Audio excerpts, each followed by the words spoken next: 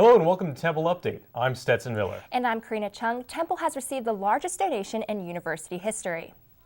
It came as a surprise at an awards ceremony on campus.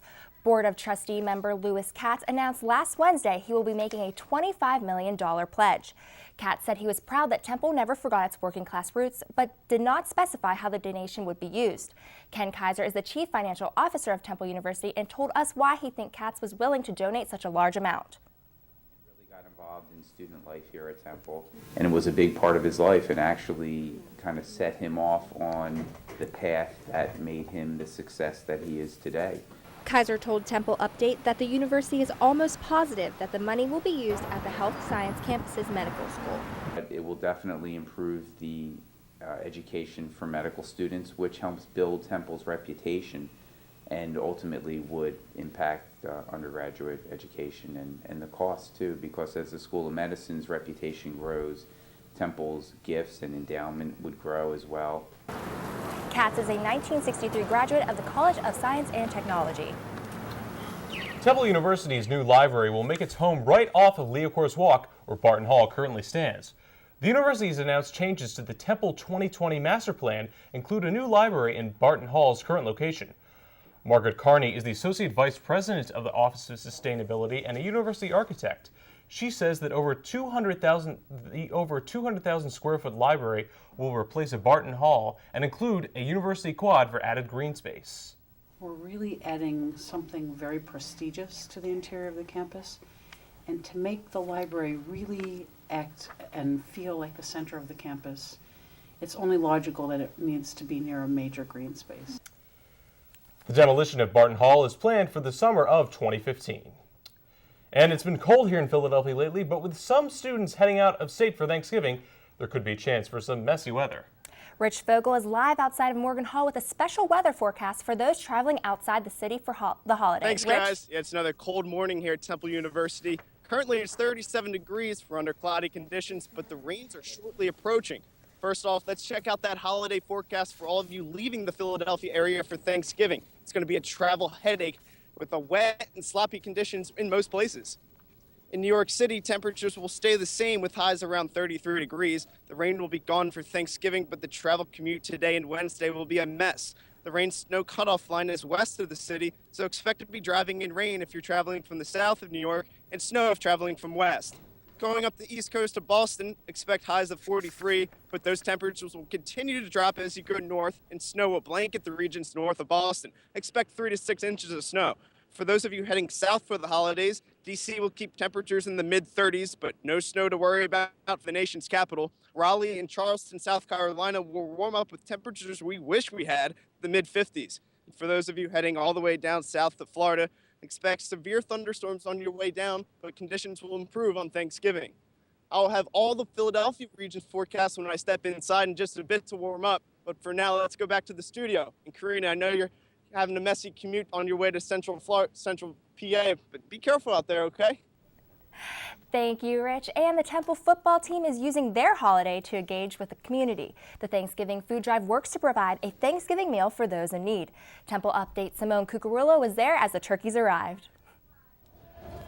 The Temple football team has many traditions, but perhaps one of the most meaningful is the annual Thanksgiving food drive for those in need. The Thanksgiving food drive was started 7 years ago. This is our 7th one by Coach Gold and his wife Kelly. And then we continued the tradition when Coach Adazio was here. And then about a month ago I said to Coach Rule, are we still going to do Thanksgiving food drive? And he says, absolutely. The team collected various canned goods and monetary donations to purchase turkey dinners for the less fortunate in the Philadelphia community. Then they personally delivered the donations to the Bethesda Project and St. John's Hospice. It's a great feeling, just to give back.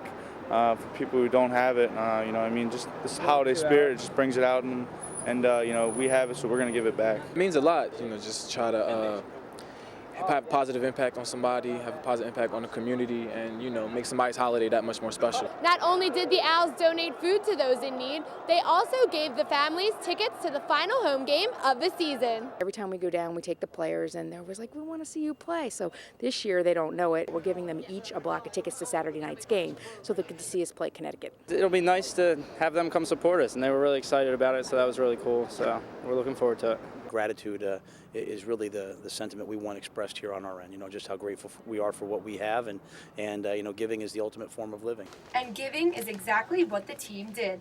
The Owls ended up collecting enough money to put food on the table for over 400 people in need. Reporting for Temple Update, I'm Simone Cuccurullo. So it looks like the football team has had their hands full so far this season, but I can't wait to get home and watch some football. What are you doing for Thanksgiving? I think I'm going to hit the mall for some Black Friday shopping, but I know some international students are staying on campus for the holiday. Yeah, that's right. There are some students staying at Temple instead of making their way back home to their countries. These international students are being welcomed into new homes instead of returning to their own. Updates Ali Serabo talked to one student about how she's spending her Thanksgiving away from home.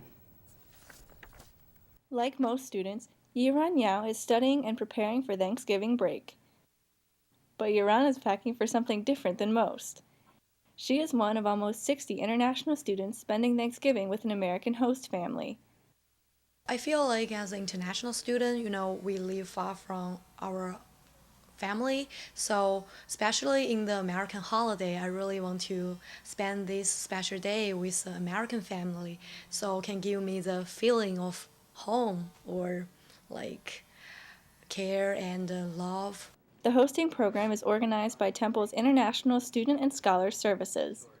We expect that they will not only make friends with the hosts themselves, but also learn a little bit about the American culture. Thanksgiving is such a uniquely American holiday that this is one of the only opportunities they will have to experience something so uniquely American.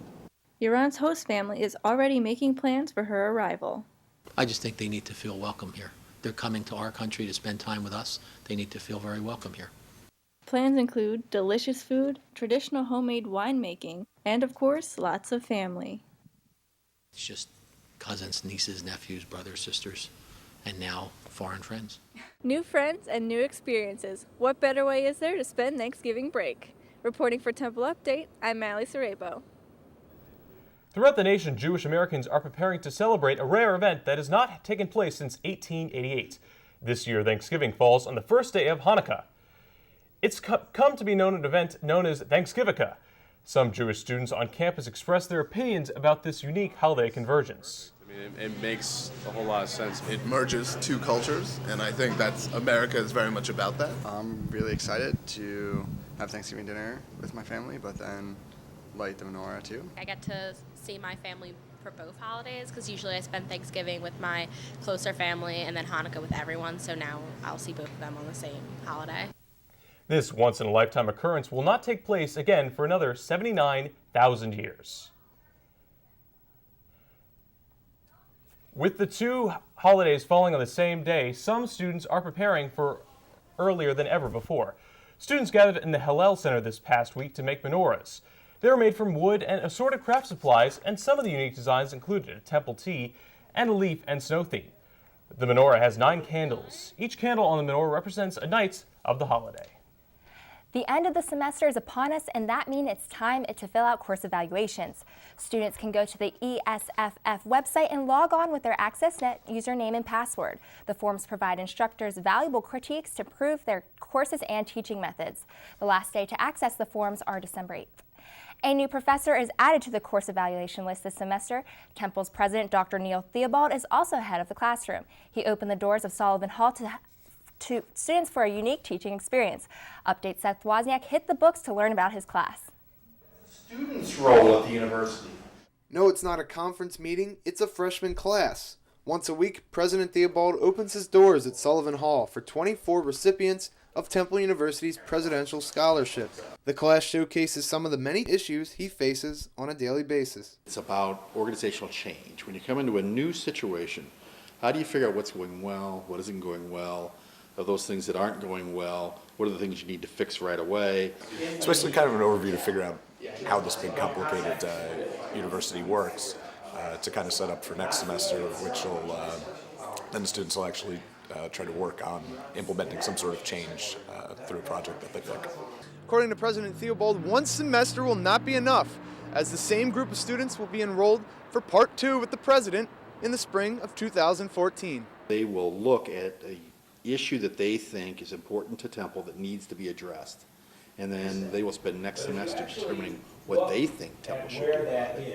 While many of the issues the university faces on a daily basis takes more than a month or year to resolve, the president believes the best perspective is the freshest perspective. So this gives me an opportunity for an hour every week as issues come up.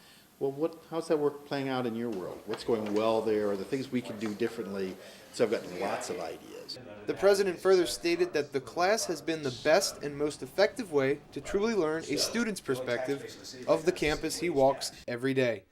Have a good night. Reporting for Temple Update, I'm Seth Wozniak. Temple University has been named one of U.S. News and World Report's best colleges for veterans. Earlier this month, Temple Update covered the Veterans Day ceremony, which helped put the university in the running. Temple was ranked number 24 of the 52 top-ranked schools.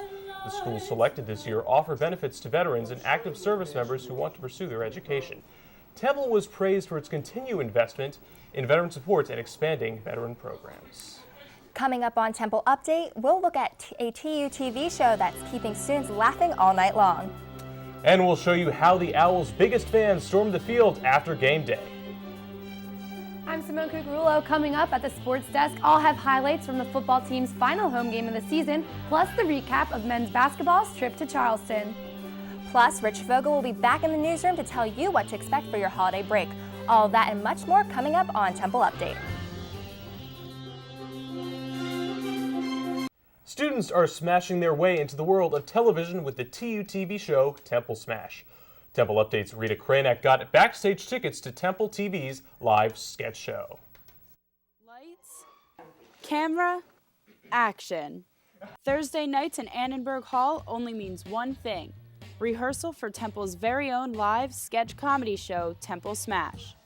Nearly 60 cast and crew members spend 6 weeks rehearsing in the studio to perfect their sketches before performing them in front of a live studio audience of over 100 people. Throughout rehearsals, students in charge of different departments help guide newcomers to learn the ins and outs of the positions such as stage crew, floor managing, camera operators, and the audio and art departments. Not only does Smash have live sketches, but producers also work to shoot and edit digital sketches to present to the audience. In addition to learning about live TV production, Smash is a place where many students have created lasting memories. It's an easy environment, you make friends easy, and it's like a family. We have a blast, it's so much fun. I can't necessarily put into words how much it's been able to mean to me. And I think that I was so lucky to have been able to have such a great experience, and I only can hope that other people have the same experience with Smash. And although some Smash students are graduating, there is no doubt that the show will go on. All of the freshmen, we really want to work together and make Smash as best as it can be. As the fall semester comes to a close, producers and directors have already started working on next semester's shows. For more information on Temple Smash, visit Temple Smash's website at templesmash.com. Reporting for Temple Update, I'm Rita Kraynak. Students from Tyler School of Art are adding their personal touch to a hotel in Center City. 14 pieces of art are on display in the main areas of the hotel and are all available for sale. The art rotates position in the gallery to allow different Tyler artist pieces to get exposure. The gallery gives visitors a piece of Philadelphia culture. We're an independently owned hotel that likes to give the building local flair. So when people are staying here, they have a great idea about Philadelphia in general. The gallery will remain open throughout February. Next on Temple Update, it was the last home game for Temple football, bringing an emotional senior day with it. But that's not the only reason players and fans left the link in tears. Simone Cuccurullo will have all that and more coming up.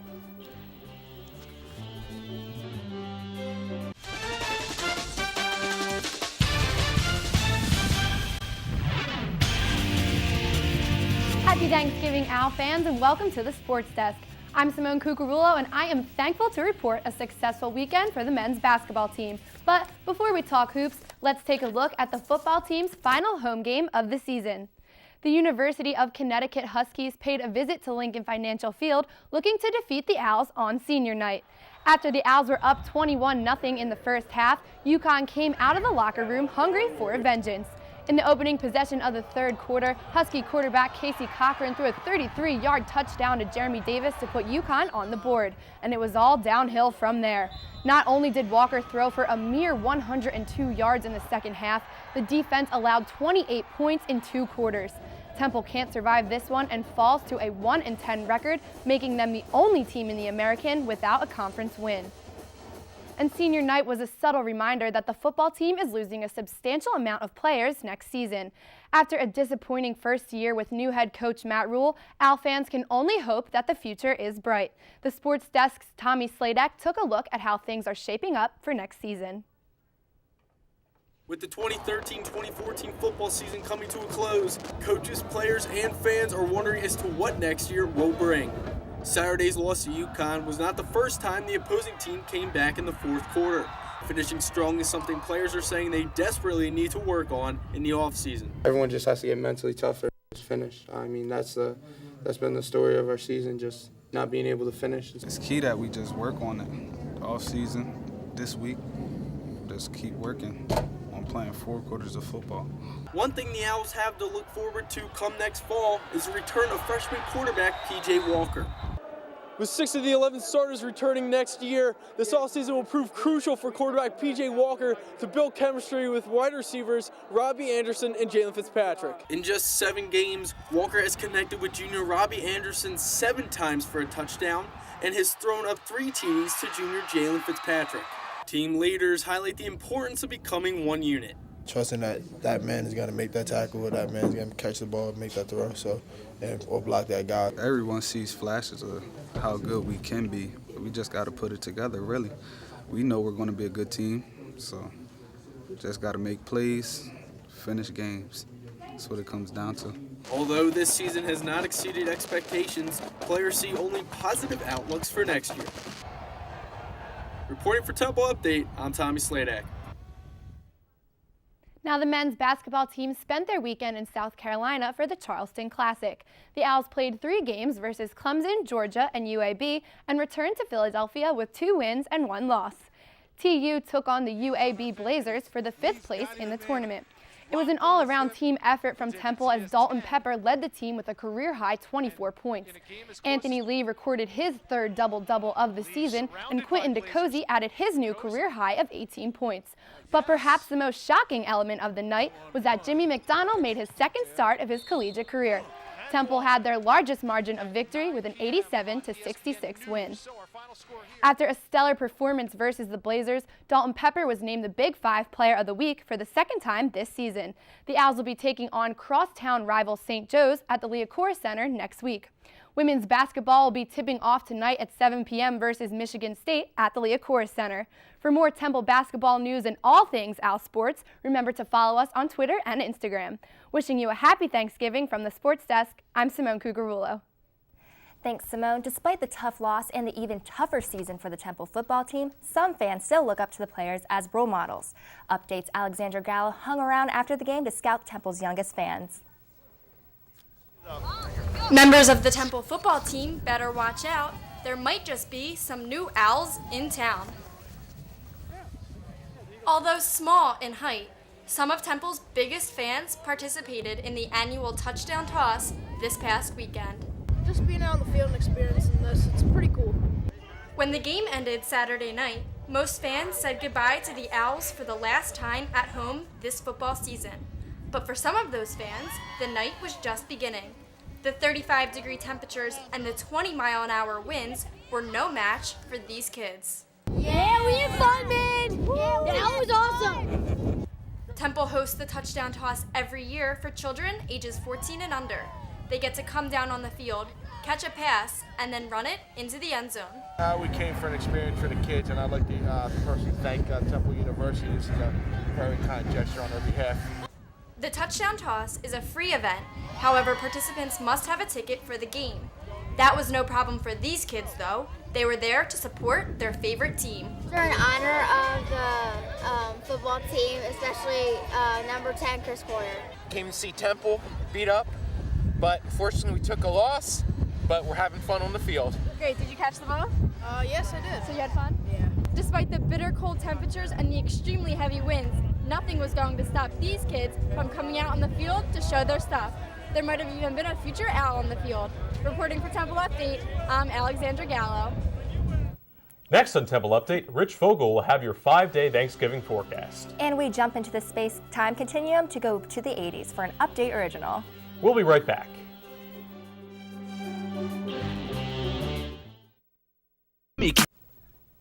Well, we see that much of the East Coast will be experiencing rainy weather this holiday, but let's take a closer look here in Philadelphia. Rich, how is the weather looking for Philadelphia this holiday? Thanks, Karina. Well, we can forget about that mild fall we were having. It's turning into winter-like conditions practically overnight. Currently, it's 37 degrees with cloudy conditions, but the rain is on its way to the tri-state area. Expect light showers to be in the area by 3 and the heaviest rain to come around 6 or 7 and continue into Wednesday. This nor'easter isn't just bringing heavy rain. Expect high winds as well with gusts in the high 20s. Rains will total 1 to 2 inches with flooding possible in local streams and rivers. Wednesday, the high will be 55, but the rain will still be around until the evening. An overnight low of 23 may lead to frost on the ground for Thanksgiving morning. For Turkey Day, the rain will be gone, but the cold wind will stick around. The high will be 35 and a low of 24. Wind gusts will be in the mid-20s, so dress accordingly to all those family gatherings. Rounding out the rest of the 5-day forecast, Black Friday will still be chilly for all you shoppers. A high of 39 and a low of 24 with partly cloudy skies. Frank the frat boy and Sally the sorority sister are going to make sure to bundle up as they will be going shopping together on Friday. Saturday, the sun will finally return with a high of 40 and a low of 28. We'll finally be drying out from the week's rain. The drop in temperatures, the question on everyone's minds, when will we see some snow? Make sure to follow us on Twitter for the latest at @TU_weatherwatch. I'm Rich Fogel. Karina, back to you in the studio. Thank you, Rich. Back in the days of the scrunchies and leg warmers, Temple Update itself was just heating up. Let's go back to November 10th, 1988 for an Update original. Hello and welcome to Temple Update. I'm Stephanie Mantegna. And I'm Victoria Lim. A strong Republican turnout in the South and Midwest has propelled Vice President Bush to a decisive victory in Election 88. Bush will become the nation's 41st president, continuing along the conservative path set by President Reagan. Temple's Opera Department will be presenting its annual fall production. Temple Update's Joanna Cuccurullo has the story. The opera will be sung in its native Italian with English super titles projected above the stage. It's probably the most popular and most widespread of all innovations in contemporary American opera, and we're proud to use it here in Philly for the first time. Kicking off this week is the early signing period for high school seniors. The Owls coaching staff reportedly is interested in several big men, including 6'8" Jamal Faulkner. For Stephanie Mantegna, Joanna Cuccurullo, John Hertz, and the rest of the Update crew, I'm Victoria Lim. Have a good day.